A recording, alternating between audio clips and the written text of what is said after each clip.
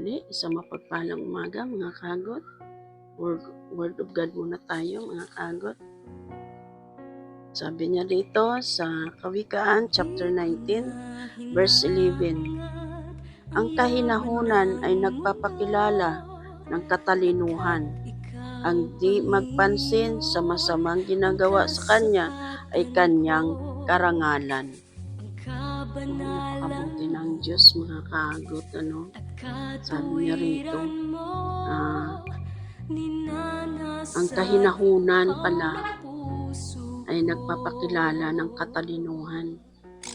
Kaya kung gusto mong maging matalino ka, maging mahinahon ka sa lahat ng mga nakaharap mo, kausap mo, o either yung mga gumagawa sa iyo ng hindi tama, maging mahinahon ka pa rin dahil nagpapakilala pala sa isang tao na kung ikaw ay mahinahon ay nagpapakilala na ikaw ay matalino. Amen. Salamat sa Lord, Ang isa pa dito sinasabi niya, ang di pagpansin sa masamang ginagawa sa kanya ay kanyang karangalan. Karangalan pala yung hindi mo pinapansin yung mga gumagawa sa iyo ng hindi tama, ng mga bagay na kinakagalit ng kapwa mo. So, huwag mo palang pansinin yun para upang ikaw ay magkaroon ng karangalan. Karangalan na mula galing sa Panginoon.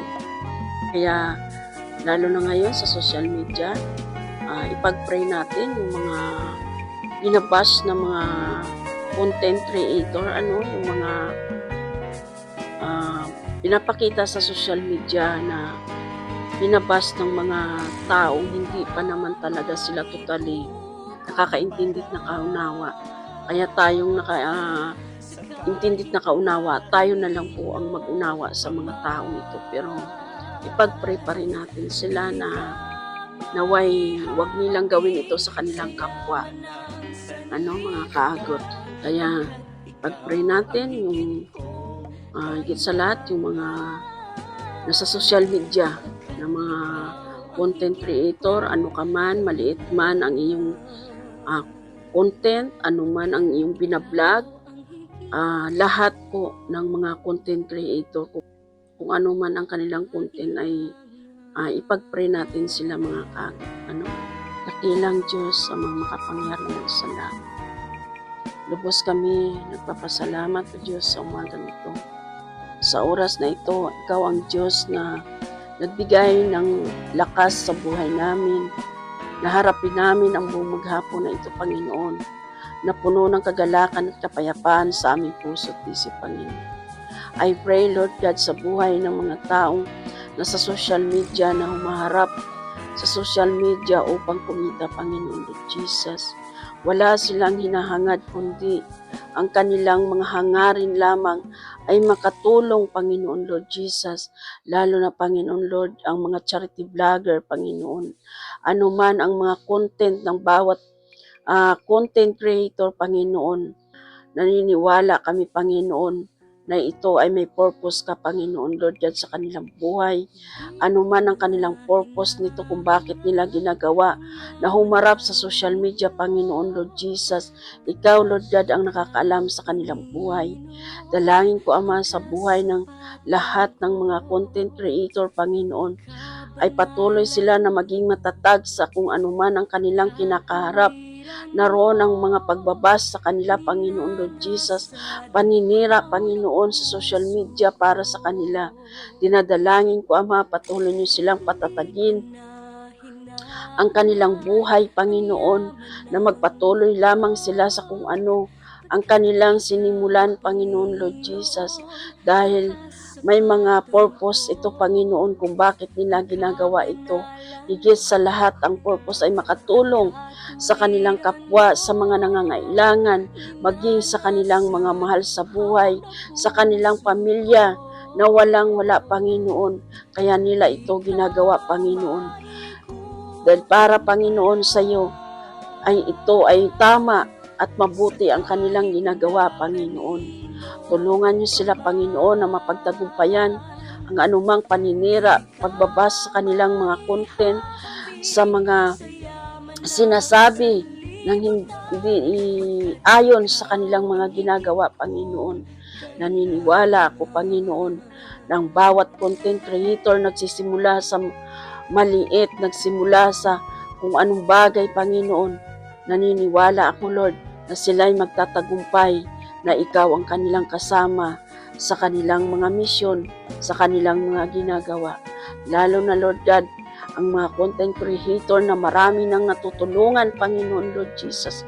Patuloy kang kumilos, gumalaw sa kanilang buhay, maging inspirasyon nawa, Panginoon, ng mga maliliit na content creator, ang malalaki ng mga nagbablog, Panginoon, Lord Jesus, tulad, Panginoon, Lord God, ng charity vlogger na Kalingap,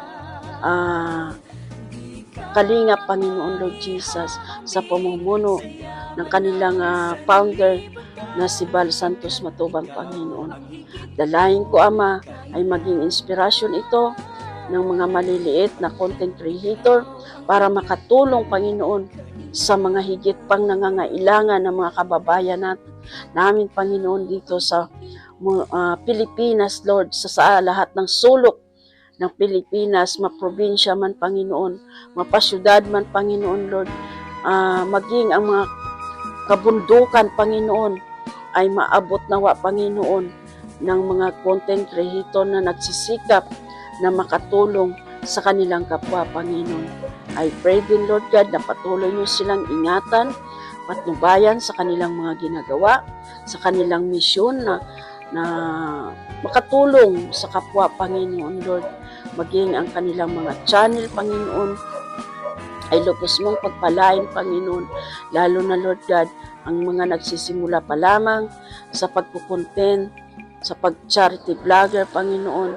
Tulungan mo, Panginoon, na maiangat ang bawat channel, Panginoon, sa tulong ng mga viewers, Panginoon, na may magandang puso, may magandang kalooban, dahil yun pa lamang, Panginoon, ay tulong nila ito sa mga nagbablog, Panginoon, sa mga nagsisimula pa lamang, Panginoon. Sa iyo ko, Panginoon, pinapaubay at pinagkatiwala ang buhay ng mga content creator, Panginoon, lalo na, Lord God, ang mga maliliit pa lang at nagsisimula pa lang, Panginoon. Salamat, Ama, sa iyong mga salita, dahil lang hindi pumapansin sa ginagawa ng kapwa namin taon, Panginoon, ay mayroong karangalan, maging ang salita mo, Panginoon, Lord Jesus, na nagpapakilala na kami ay mayroong katalinuhan, kung kami maging mahinahon sa bawat kausap at kaharap, maging sa aming kapwa, Panginoon.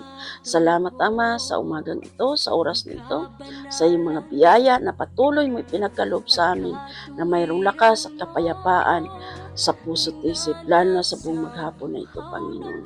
Dami namin, Panginoon, ang iyong mga biyaya sa araw na ito, sa oras na ito.